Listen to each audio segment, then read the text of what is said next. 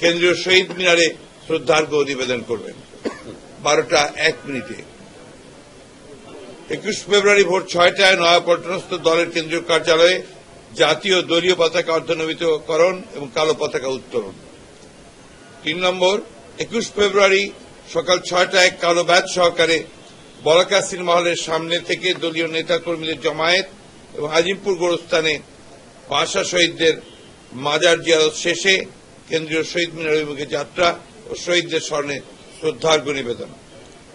4, মহান শহীদ দিবস আন্তর্জাতিক মাতৃভাষা দিবস উপলক্ষে আগামী 20 ফেব্রুয়ারি 2017 বেলা 2টায় রাজধানীর রমনাস্থ ইনস্টিটিউট অব ইঞ্জিনিয়ার্স বাংলাদেশ মিলনায়তনে দলের পক্ষ থেকে আলোচনা সভা অনুষ্ঠিত হবে। দেশ বরেণ্য বুদ্ধিজীবী ও ভাষা সৈনিকবৃন্দ উক্ত আলোচনা সভায় বক্তব্য রাখবেন। সারা দেশে এই দিবসটি পালন করার জন্য আমরা সিদ্ধান্ত নিয়েছি।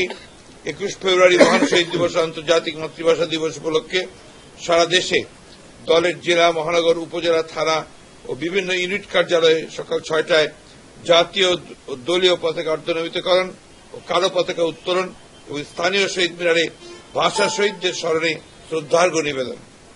ওই দিন দেশব্যাপী দলের বিভিন্ন ইউনিট স্থানীয় ব্যবস্থায় ভাষা শহীদদের স্মরণে আলোচনা সভা করবেন।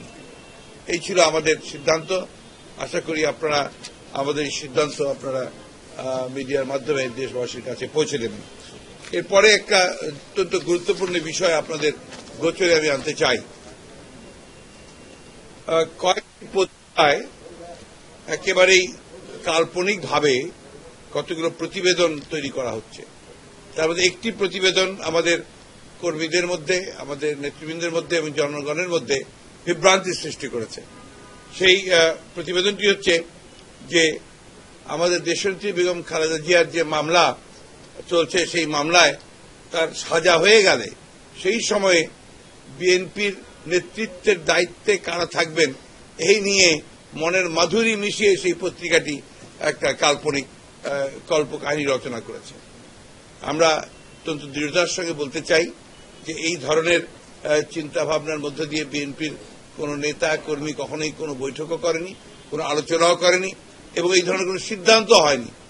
এবং আমাদের দলের দেশনেত্রী বেগম খালেদা জিয়ার প্রতি দলের প্রতিটি কর্মী নেতার আনুগত্য 100% এবং আমরা শুধু দল নয়, এই দেশের মানুষেরও তার প্রতি বিশ্বাস হচ্ছে অগাধ। সুতরাং তিনি যে সময় যে সিদ্ধান্ত নেবেন সেটাই হবে দলের সিদ্ধান্ত। এটাই আমাদের সকলকে মনে রাখতে হবে। এই বিষয়ে আমি আশা করব এর পরে আর কোন রকমের খুব বিভ্রান্তির সুযোগ থাকবে না এবং এই নিয়ে অযথা ফেসবুকে বা পত্রিকায় কোন কাল্পনিক রচনা তৈরি করার কোন কারণ আছে। দর্শক, এতক্ষণ আমরা ছিলাম বিএনপির যৌথ সভা শেষে সংবাদ সম্মেলন।